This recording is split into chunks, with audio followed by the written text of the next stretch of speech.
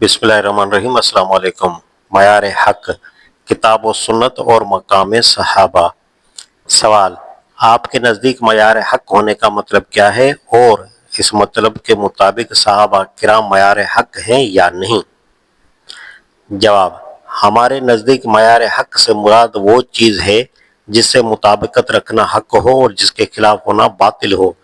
इस लिहाज से मयार हक सिर्फ खुदा की किताब और उसके रसूल सल्लल्लाहु अलैहि वसल्लम की सुन्नत है।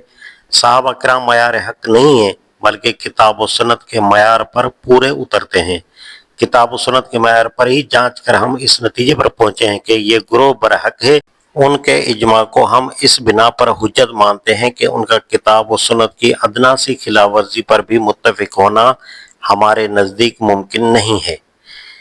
इसी बहस के ज़िमन में हज़रत अब्दुल्लाह बिन मसूद का मौज़तीन से मुतल्लिक जो नुक्ता नज़र है, इससे इस्तदलाल किया जाता है कि हर सहाबी की हर बात हुज्जत नहीं है और उनकी किसी राय से इख्तलाफ करने का मतलब तौहीन सहाबा या गुस्ताखी नहीं है।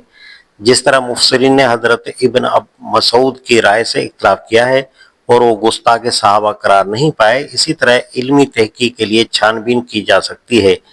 इस मकाम पर अगर आदमी कुछ गौर करे तो उसकी समझ में यह बात अच्छी तरह आ सकती है कि सहाबा किराम को बेखता समझना और उनकी किसी बात के लिए गलत का लफ्ज़ सुनते ही तौहीन सहाबा का शोर मचा देना किस कदर बेजा हरकत है।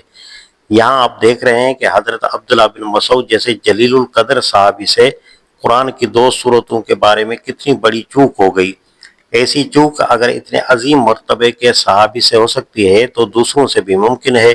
हम इल्मी तहकीक के लिए उनकी छानबीन भी कर सकते हैं और किसी सहाबी की कोई बात या चंद बातें गलत हों तो उन्हें गलत भी कह सकते हैं।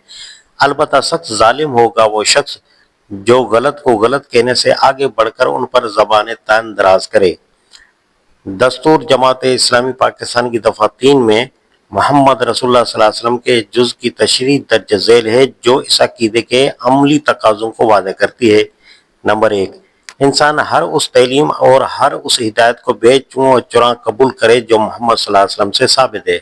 नंबर 2, उसको किसी हुक्म की तमील पर आमादा करने के लिए और किसी तरीके की पैरवी से रोक देने के लिए सिर्फ इतनी बात काफ़ी हो कि उस चीज़ का हुक्म या उस चीज़ की ममानत रसूलुल्लाह सल्लल्लाहु अलैहि वसल्लम से साबित है, उसके सिवा किसी दूसरी दलील पर उसकी अताअत मौकूफ़ न हो। नंबर 3, रसूलुल्लाह सल्लल्लाहु अलैहि वसल्लम से सवा किसी की मुस्तकिल बिल्ज़ात पेशवाई व रहनुमाई तस्लीम न करे, दूसरे इंसानों की पैरवी किताब अल्लाह और सुन्नत रसूलुल्लाह सल्लल्लाहु अलैहि वसल्लम के तहत हो, न कि उनसे आज़ाद। नंबर 4, अपनी ज़िंदगी के हर मामले में अल्लाह की किताब और उसके रसूलुल्लाह सल्लल्लाहु अलैहि वसल्लम की सुन्नत को हुज्जत, सनद और मर्ज़ा करार दे। जो ख्याल, अकीदा या तरीका किताब और सुन्नत के मुताबिक हो उसे अख्तियार करे और जो उसके खिलाफ हो उसे तर्क कर दे। नंबर 5, तमाम असबियतें अपने दिल से निकाल दे, ख्वाह वो शख्सी हूँ या ख़ानदानी, कबायली व नस्ली हूँ या कौमी व वतनी। किसी की मोहब्बत या हकीकत में ऐसा गिरफ्तार न हो कि वो रसूलुल्लाह सल्लल्लाहु अलैहि वसल्लम की लाए हुए हक की मोहब्बत व अकीदत पर गालिब आ जाए या उसके मुकाबिल बन जाए। नंबर 6, रसूलुल्लाह सल्लल्लाहु अलैहि वसल्लम सवा किसी इंसान को मयार हक न बनाए, किसी को तनकीद से बालातर न समझे और किसी की ज़हनी गुलामी में मुब्तला न हो। हर एक को अल्लाह के बनाए हुए उसी मयार हक कामिल पर जांचे और परखे और जो उसके मयार के लिहाज से जिस दर्जे में हो उसको उसी दर्जे में रखे।